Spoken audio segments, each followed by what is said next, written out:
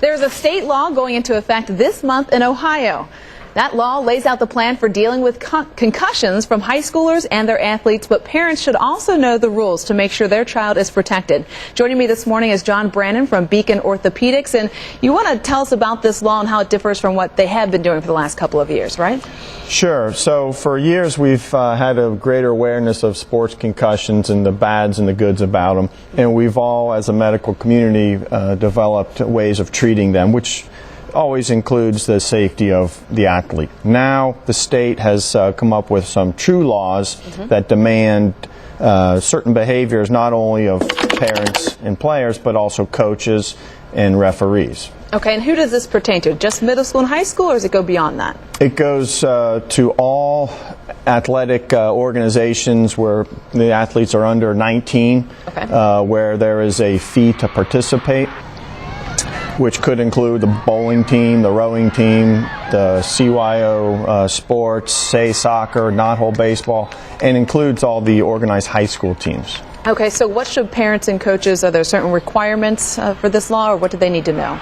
The new law states that you have to acknowledge that concussions are a medical issue. The state of Ohio has a form that is downloadable from the Ohio Department of Health website that all students and athletes must read, acknowledge, and sign, and that record must be kept by the school or the club, and the enforcement is not automatic, it's understood. Okay, so if something happens in a situation where there is head trauma, what allows a student or a child or whatnot to go back into play? Do they stay at, what happens to be able to get them back into the game? Currently the law states that the athlete must be taken out of the contest or practice that day and may not return till the next day unless and until they've had an evaluation by a qualified medical professional.